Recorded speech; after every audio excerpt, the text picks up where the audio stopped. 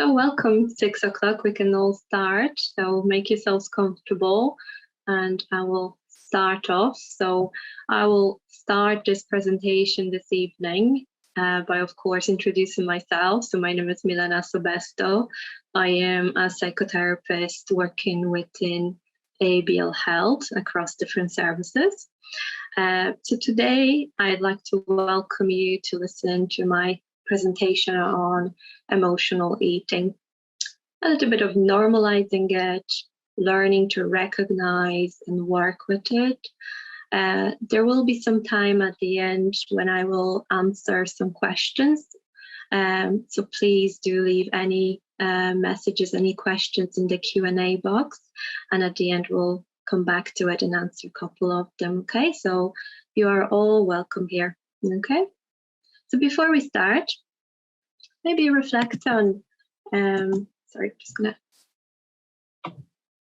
yeah, here's working for me. So maybe reflect on it before we start.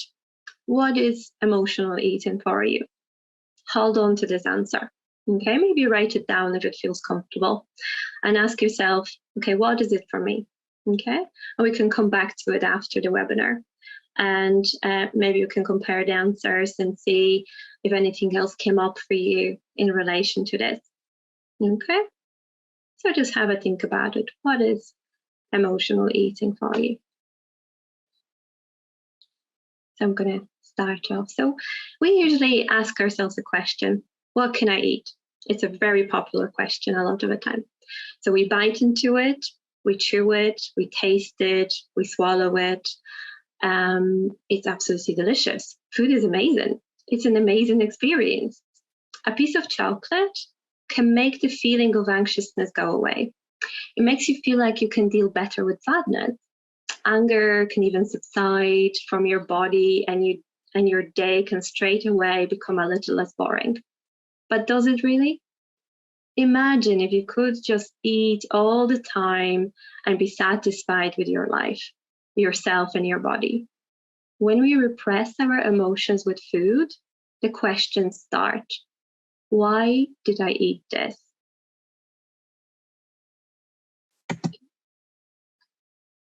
I am sure you're familiar with the following statements. I failed again at being good.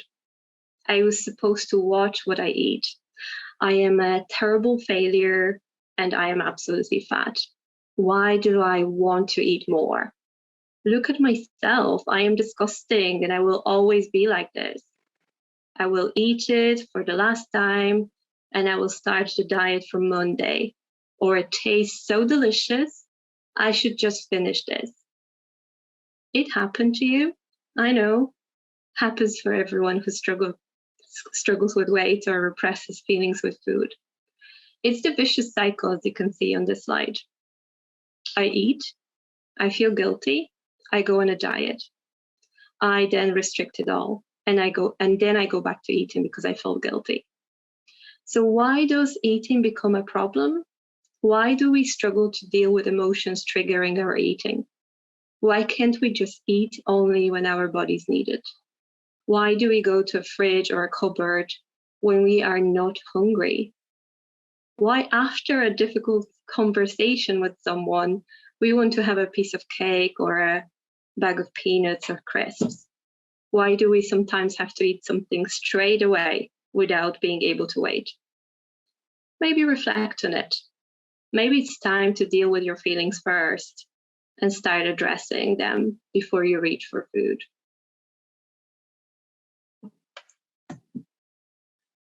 You might choose food as opposed to dealing with feelings and emotions because it is easier. And it also can be a habit. Tuning into your emotions means addressing some dark patterns, traumas, feelings of loneliness, upset, sadness, and disappointment that happened to you. This behavior works because you found it works for you over the years. There is some pleasure in eating. And of course, since we are very little, since we are a baby, that anything that you've experienced as a baby then resulted in you being served a breast or a bottle, whether it was a annoying itch, or an actual hunger. Freud spoke about it, and other psychologists and neuroscientists. A child essentially aroused by certain stimuli during each developmental stage.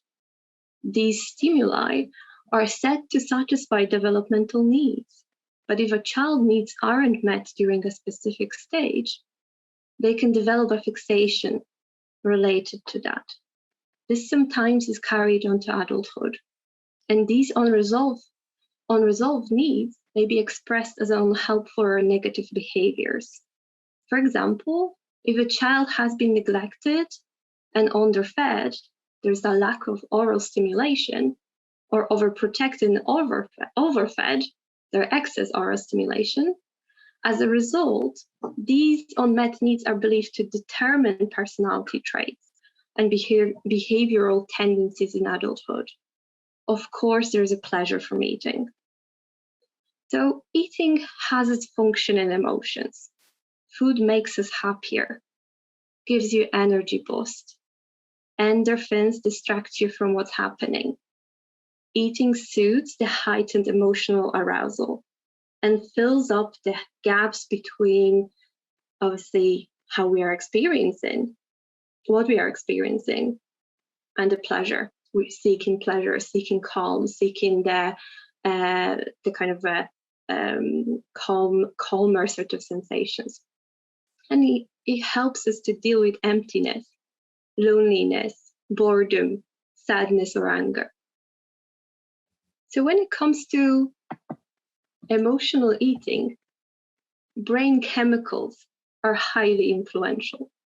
A major chemical involved with our emotions and mood states is called serotonin. I'm sure you know about this and you've heard it somewhere. So research shows that as we get more and more stressed out, transmission of serotonin decreases, directly affecting our emotional state, causing us to feel down and out. And coincidentally, when we eat high sugar, high carbohydrate foods, it leads to an increase in chemicals that help our brain release more serotonin. So this temporarily elevates our mood and make us feel better emotionally. Unfortunately, as it happens with those things, this feeling doesn't last very long, creating a perpetual cycle that causes us to continually crave unhealthy foods. The great thing, as research demonstrates, that exercise or any movement, as well as other self-care techniques, can also raise serotonin. So we do need to practice a lot more of that for ourselves. So why are we reaching out for chocolate or crisps when we feel upset? What do the brain chemicals that influence our emotions have to do with whether or not you snack on a Cadbury's bar or an apple? Let's illustrate it. So let's use for example, the feel-good chemical serotonin as an example. So let's just have a look at this slide. So picture your brain as a pinball machine. You have millions of transmitters that are sending messages to and from each other. When your serotonin transmitters fire the signals from the flippers, it sends the message throughout your brain that you feel good.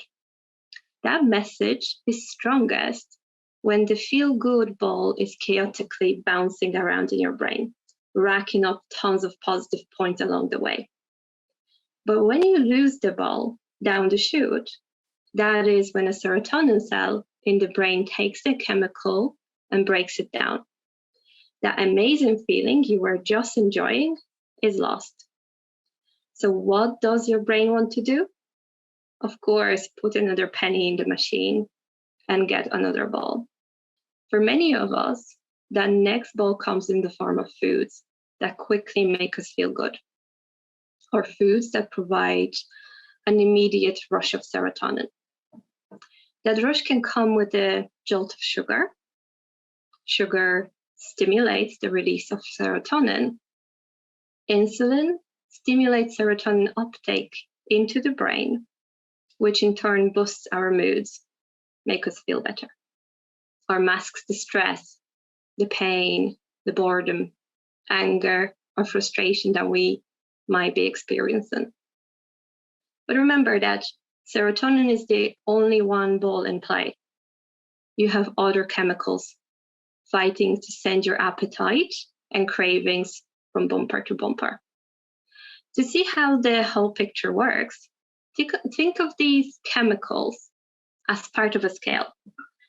So when the chemicals associated with positive feelings, like serotonin or dopamine, are up, you are chemically high. But when they are down, you feel anxiety that sends you searching for foods, especially those simple carbohydrates that get you back to that chemical high.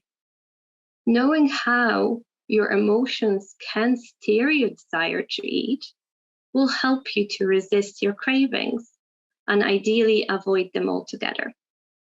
That's why we need to work on our mental health and emotional stability. So let's talk about hunger, okay? So sometimes we interpret hunger as a difficult sensation that makes us feel anxious or on edge. A fridge full of food can make us feel like we are not a failure anymore, like we are prepared or are in control. Some say that chocolate never asks, it understands.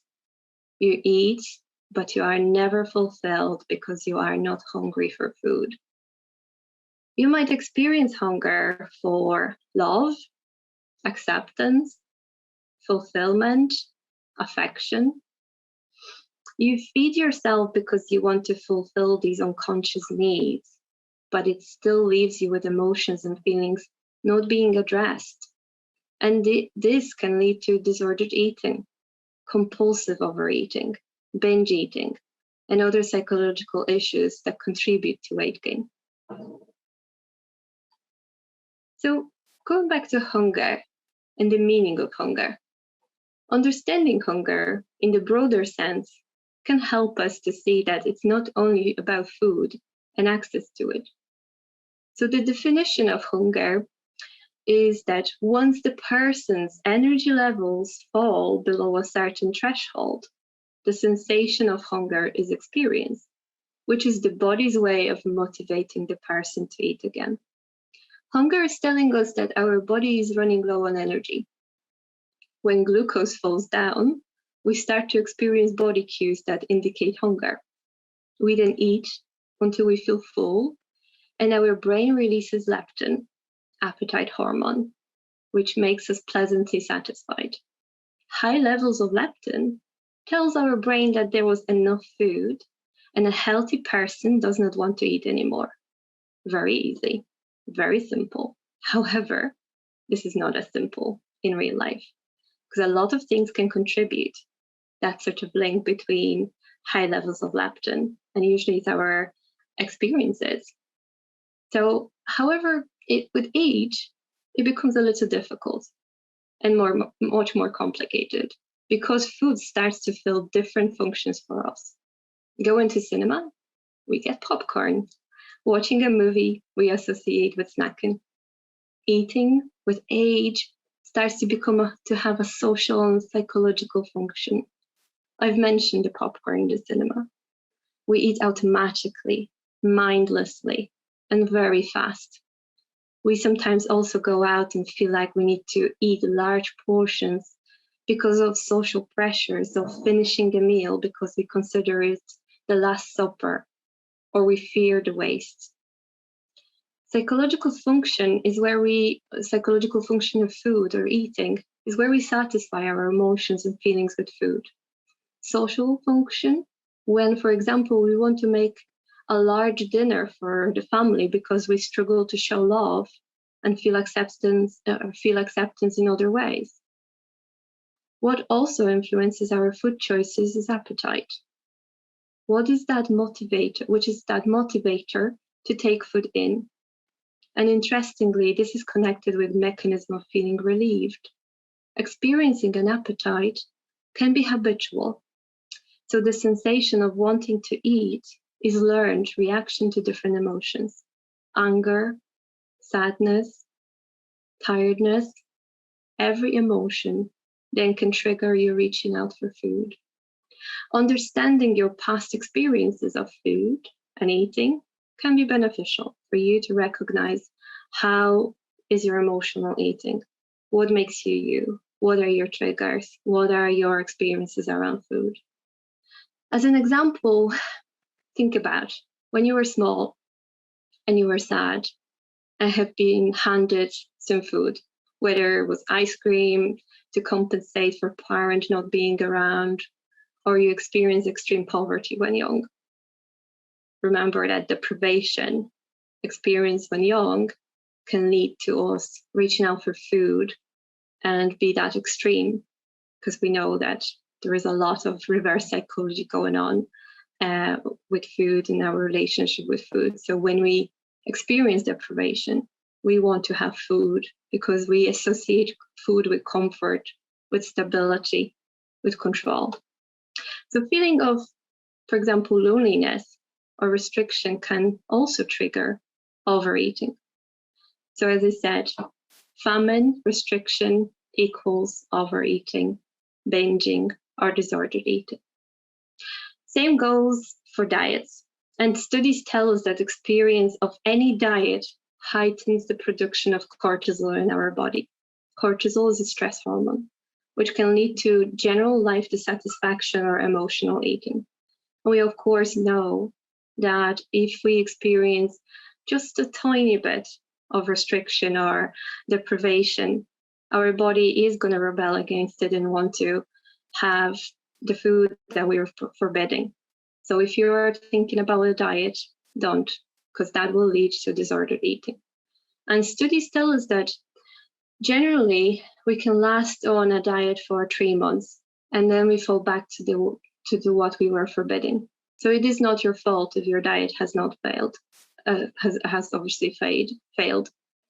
This is not, again, natural for us or our bodies to be on, and we will rebel against it. So it's not your fault. Going on to hunger. Okay. So let's talk a little bit about physiological hunger. So physiological hunger builds gradually over time. It produces sensation of emptiness, growling, rumbling, occurs several hours after a meal. Disappears when satisfied or full. Leads to eating for physical satisfaction. You are able to eat a variety of foods to satisfy it. Usually fullness starts to occur around 20 minutes from starting to eat. That's why there is that importance of eating slowly, eating mindfully. Eating is connected to satisfaction and fullness. But on the other hand, we've got emotional hunger, which appears suddenly. You usually experience it in your mouth. It is not connected to any other meals you have in the day. It does not subside after eating particular food or group of foods. It is difficult to control it. Eating is connected with feeling guilty, shamed. Perhaps you might experience anger towards yourself for having certain things. So this is kind of where you can understand that when we feel hungry, you can eat basically anything to satisfy it. When you've got emotional hunger, it's a hunger for a particular thing. It might be a hunger for chocolate. It might be a hunger for that affection. It can be something quite hidden under that craving. So it's quite a bit interesting as well to think about in terms of what sort of craving have you got. So if you're craving for stuff that is sweet, it's very much soft in texture, is worth those cravings for soft things, sweet things are associated with sadness, overwhelm, loneliness. So it's worth to ask yourself, okay, what's happening for me? Am I stressed enough that I'm turning to chocolate or a jar of Nutella after work?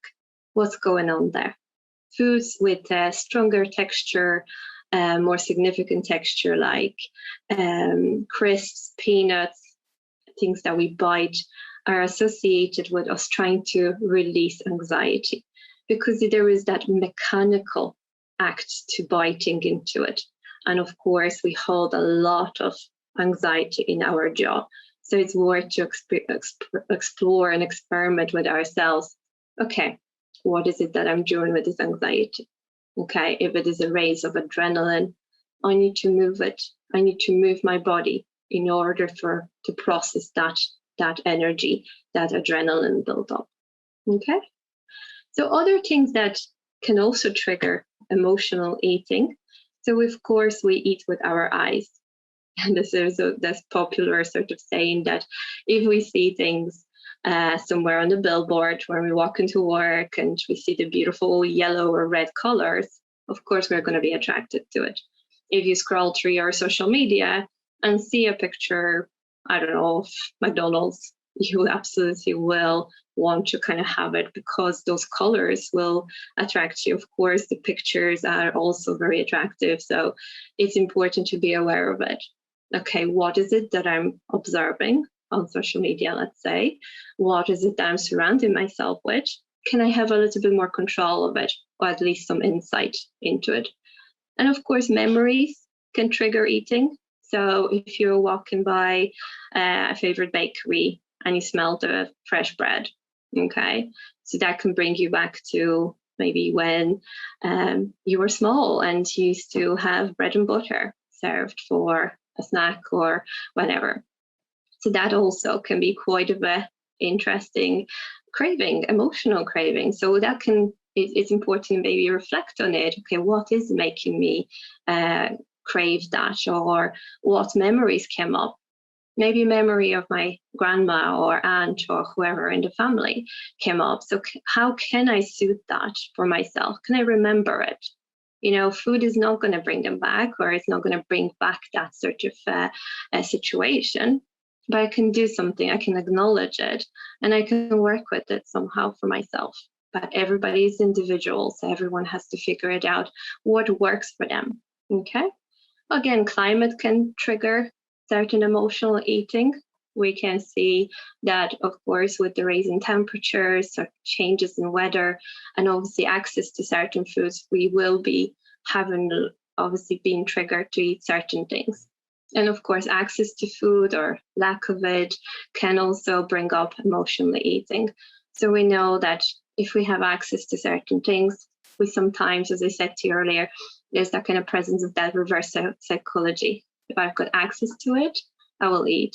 If there is if there's lack of food, I also want to eat. Okay, so it's important that we stop judging ourselves first before we kind of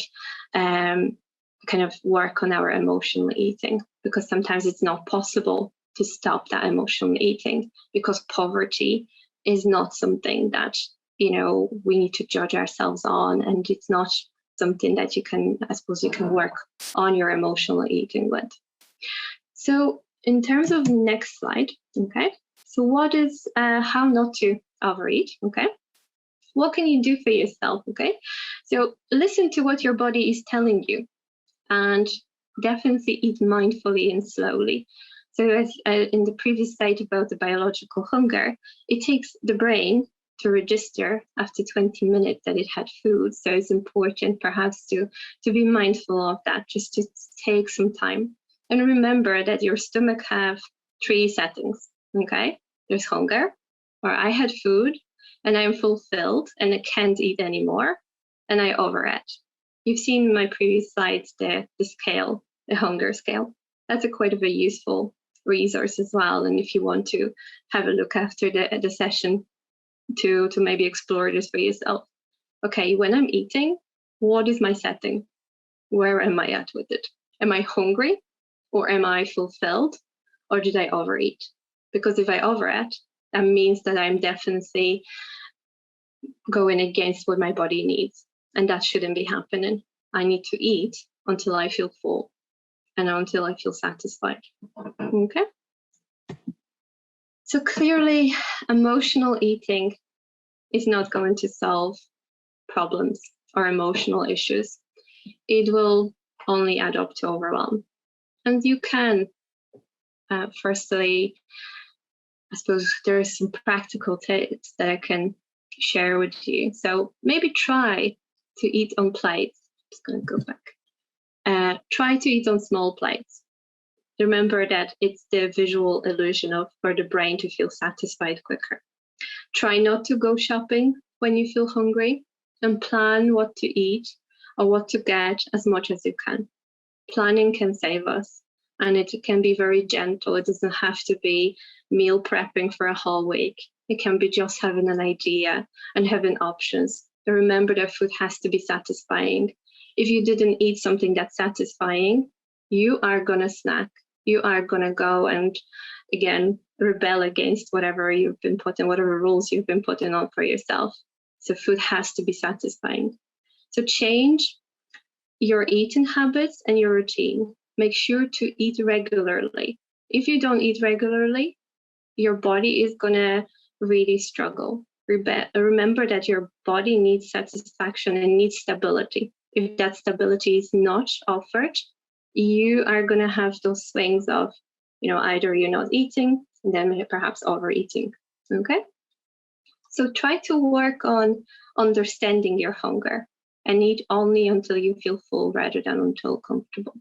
Emotions are yours and they are not to fear. It's your internal system that makes you you and can help you to deal with this world that we live in. You need them, and you need them to address them, and you need to address them more.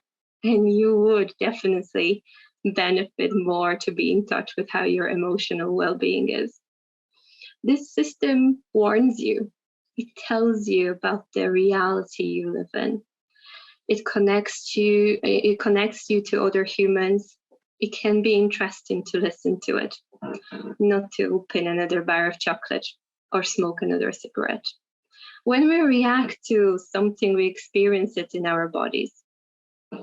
It might be located in the stomach, for example, when you experience stressful events. So let's say you have to speak at a conference or a webinar like me, and your stomach turns into a knot and your emotions tell you to run. Each emotion and the experience of it lasts around 1.5 minutes, 90 seconds. You will not fall apart when you allow yourself to tune into this experience. You can do so much with it. We tend to run away or dismiss our feelings, like anxiety, but we need to run towards it and allow ourselves to see our experience as it is. This is where self-care comes in. We need to start reacting compassionately to our internal experiences more and allow ourselves to acknowledge them. So ask for a hug, reassure yourself, remind yourself that you are good enough at what you do. Call a friend, write a letter, go to therapy or counseling, enjoy some quiet time, all accordingly to what you experience. Crying as well can be really beneficial to release the upset. So next time you feel sad or overwhelmed or even lonely, allow yourself to cry. Sometimes people have been told that crying is a weakness or boys don't cry. Stop making a scene because you are embarrassing me.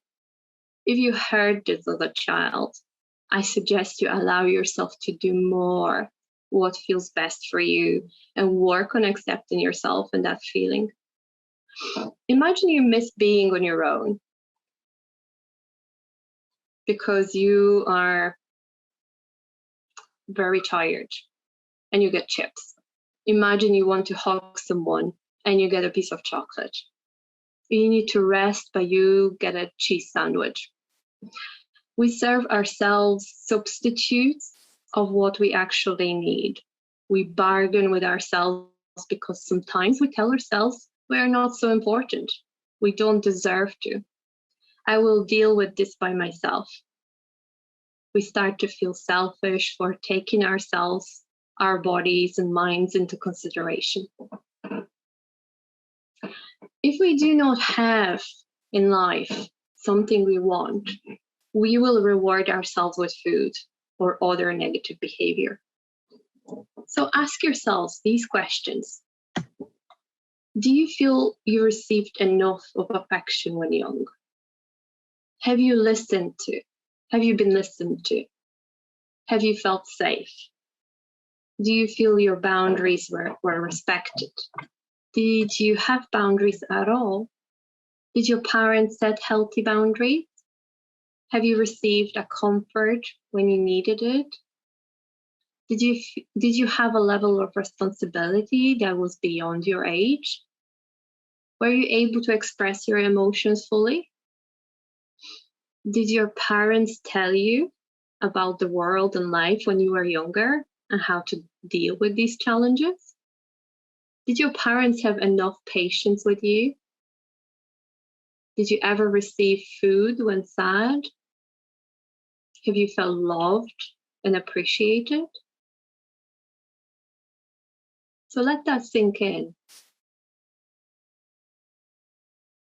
If you answered no to any of the questions, then you now know the reason of your emotional eating.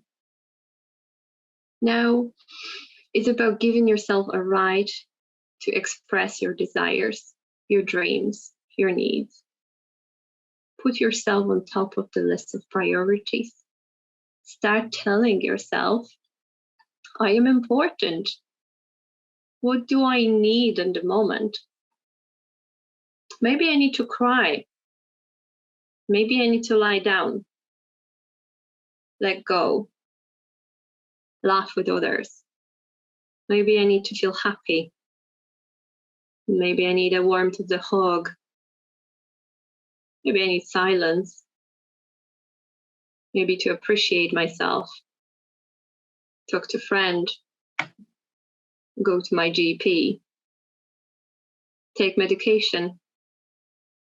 Get a divorce. Feel the sense of being proud of myself. Maybe I need to dare to be. Pleasure. Maybe I need to ask for help. Maybe I need some understanding or being understood. Variety. Sleep. Creative activities. Maybe I need to express myself, express my sexuality, go for a walk because I enjoy it, not because I want to shrink my body. Maybe I need a new job, more people around, respect towards myself and my body. I need nurture. So to fully nurture ourselves, we really need to ask ourselves a few questions. What can I do? What I have? What I know? What I want? What I like? And what I dream about?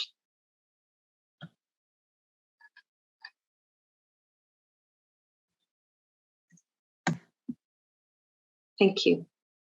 Look after yourself, and thank you for listening.